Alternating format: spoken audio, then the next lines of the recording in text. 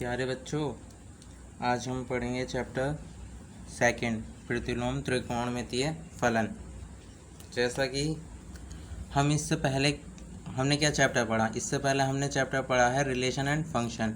उसमें क्या होता है, उसमें कुछ फंक्शंस दिए होते हैं, हमें उन्हें एक एक ही आच्छादक सिद्ध करना होता है। तब हम कहते हैं कि उसका इन्वर्स ज्ञात है ना। कोई फंक्शन f दिया होता है तब उसका इन्वर्स हम कैसे रिप्रेजेंट करते हैं, f इन्वर्स से कुछ इस प्रकार रिप्रेजेंट करते हैं ना। तो देखिए, इसमें हम प्रतिलोम त्रिकोणमितीय फलन ज्ञात करेंगे। मतलब त्रिकोणमितीय फलन तो पता है आपको क्या होता है। त्रिकोणमितीय फलन होते हैं साइन, कॉस, कॉसेक, सेक, टेन और कॉट, ये होता है। अब इनके प्रतिलोम अर्थात इन्वर्स निकालना है। अब जैसा कि आपने 11th में देखा था कि जो त्रिकोणमितीय फलन है अपने स्वाभाविक प्रांत और परिसर में एकेकी और आच्छादी नहीं होते हैं। ये हम एकेकी और आच्छादी क्यों कह रहे हैं, क्योंकि हमें पता है कि किसी भी फंक्शन का इन्वर्स कब निकाला जाएगा, जब वह एकेकी तथा आच्छादक हो। और जब वह एकेकी अथवा आच्छादक दोनों नहीं होगा अथवा उनमें से कोई भी एक कंडीशन अप्लाई नहीं होगी, यानी क्या तो वो एकेकी नहीं है या फिर आच्छादक नहीं है अथवा दोनों नहीं है, तो उसका इन्वर्स एग्जिस्ट नहीं करता। हमने 11th में पढ़ा था कि अपने स्वाभाविक परिसर और प्रांत में जो त्रिकोणमितीय फलन होते हैं उनका इन्वर्स नहीं ज्ञात किया जा सकता।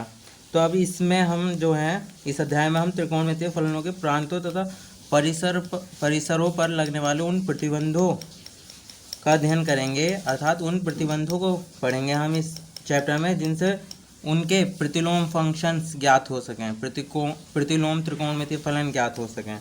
ठीक है, तो उसी संबंध में हमारे पास ये है प्रतिलोम त्रिकोणमितीय फलनों की मुख्य शाखा परिसर, यानी हम इन्वर्स को क्या क्या फंक्शन क्या क्या वैल्यू दे सकते हैं और परिसर में हमें क्या क्या प्राप्त होगा। तो देखिए, इसे समझने की कोशिश कीजिए। क्लोज्ड ब्रैकेट है, समझ में आया है क्या है ये क्लोज्ड ब्रैकेट।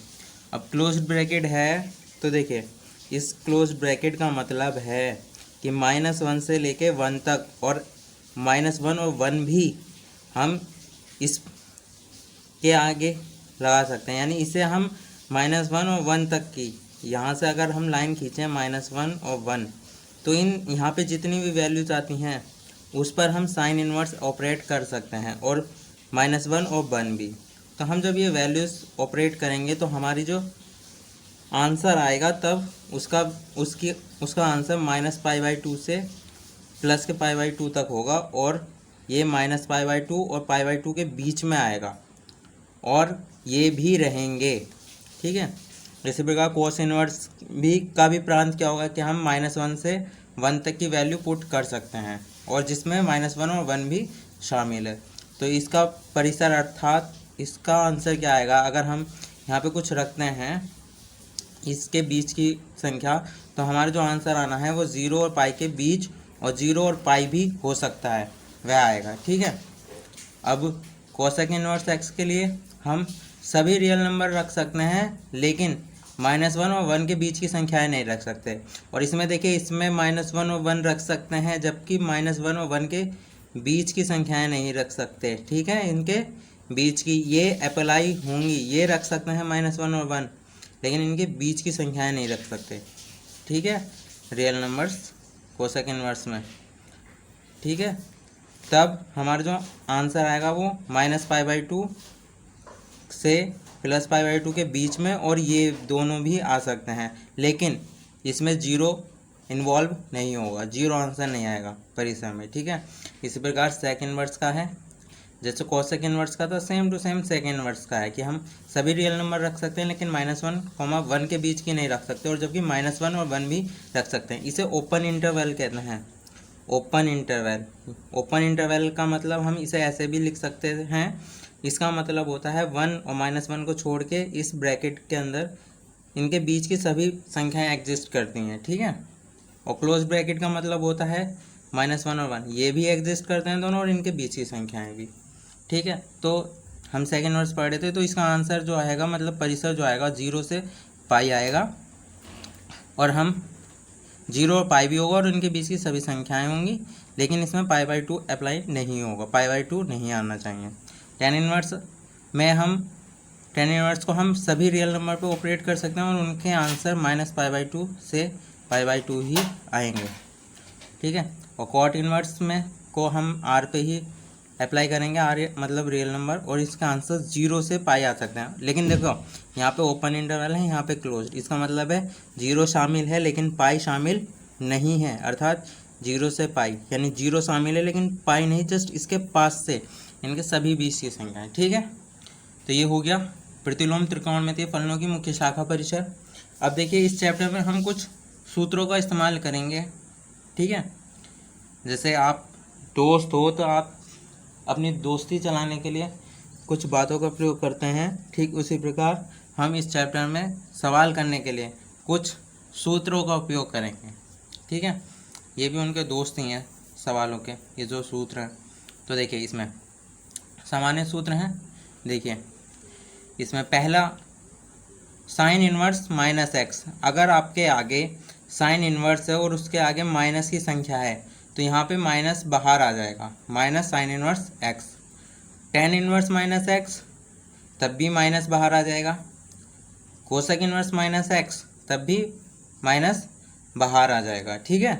अब देखिए कॉस इनवर्स -x होता है तो pi minus cos inverse x होगा, ठीक है। ध्यान से देखिए, साइन है तो माइनस बाहर आ जाता है,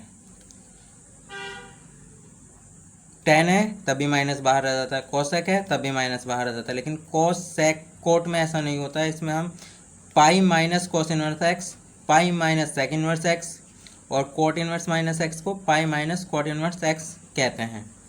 ये अगर कहीं ऐसा लिखा हो तो हम ये अप्लाई कर सकते हैं, ठीक है। अब आगे फॉर्मूले पढ़ेंगे, देखिए sine inverse x plus cos inverse x की वैल्यू π/2 होगी। जैसे मान लीजिए साइन इनवर्स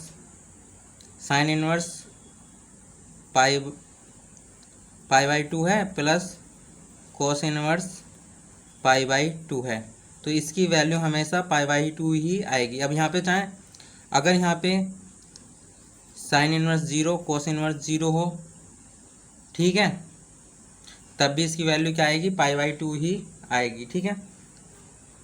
अब देखिए टेन इनवर्स एक्स और प्लस कॉट इनवर्स एक्स हो π/2, अर्थात टेन इनवर्स एक्स और टेन इनवर्स और कॉट इनवर्स जुड़े हों और उन दोनों के कोण सेम हो, तब उनका योग π/2 होगा। Sec inverse x plus cosec inverse x equal to भी π/2 होता है। ये तीनों बहुत महत्वपूर्ण सब फॉर्मूले हैं। आइए देखते हैं अगले फॉर्मूले। Tan inverse x plus tan inverse y, यहाँ पे दोनों जगह टेन है, ध्यान से देखिए, इनवर्स है एक्स और वाई, एंगल जो है अलग अलग हैं, ठीक है। तो देखिए टेन इनवर्स एक्स, यहाँ पे प्लस था तो plus y, x plus y upon 1 minus x y, ये टेन इनवर्स के एंगल में है पूरा। अगर यहाँ प्लस होता है तो प्लस लिखते हैं और यहाँ प्लस है तो नीचे माइनस कर देते हैं। तो tan inverse x plus y upon 1 minus x y, tan inverse x minus tan inverse y equal to tan inverse, अब यहाँ प्लस है तो प्लस लगाया, तो यहाँ माइनस है तो यहाँ माइनस लगाएंगे, x minus y upon 1 plus x y. ऊपर का दूसरा चिन्ह होता है, ऊपर से अपोजिट होता है चिन्ह, ठीक है। तो माइनस है, माइनस लगाया और नीचे वो अपोजिट चिन्ह। और एक फॉर्मूला है 2 tan inverse x equal to होता है, अगर कहीं 2 टेन इनवर्स एक्स लिखा है तो उसे हम sine inverse 2x upon 1 plus x square लिख सकते हैं, sine inverse 2x upon 1 plus x square, ठीक है। इसी क्रम में देखते हैं, ये देखिए अगर कहीं 2 टेन इनवर्स एक्स लिखा है तो उसे हम cos inverse 1 minus x square upon 1 plus x square भी लिख सकते हैं। और अगर कहीं अगर हम इस फॉर्मूले का यूज़ नहीं करना चाहते तो 2 टेन इनवर्स एक्स के लिए हम टेन का फॉर्मूला यूज़ करना चाहते तो हम लिखेंगे tan inverse 2x upon 1 minus x square. Tan inverse और साइन इनवर्स के फॉर्मूले दोनों सेम हैं, देख लीजिए, यहाँ पे 2x upon 1 minus x square है और यहाँ पे 2x upon 1 plus x square है और यहाँ पे 1 minus x square 1 plus x square. तो ये सभी फॉर्मूले पढ़िएगा तभी आप ये चैप्टर कर पाएंगे, और ऐसा तो है नहीं कि आप कर ना पाएँ, आप तो बहुत इंटेलिजेंट हैं, कक्षा 12 में आ चुके हैं, तभी तो आपने मैथ्स लिए, समझ में आया। तो मैथ्स लिए, अब नंबर आप फॉर्मूले पढ़ते जाइए, आपके 99 से 100 नंबर आएंगे ही आएंगे। सभी फॉर्मूले पढ़िए और अच्छे से पढ़िए, और बाकी एक छादक अगर आपको समझ में नहीं आ रहा है तो हमारी पिछली वीडियो देखिए, उसमें हमने डिटेल में पूरा चैप्टर समझा रखा है। हमारे वीडियोस को पूरा पूरा देखिए, आपको समझ में आएगा। कुछ भी डाउट हो तो हमें कमेंट करके बताइए, और हमारे चैनल को शेयर कीजिए, हर वीडियोस को शेयर कीजिए, और अपनी पढ़ाई अच्छे से करिए। ठीक है।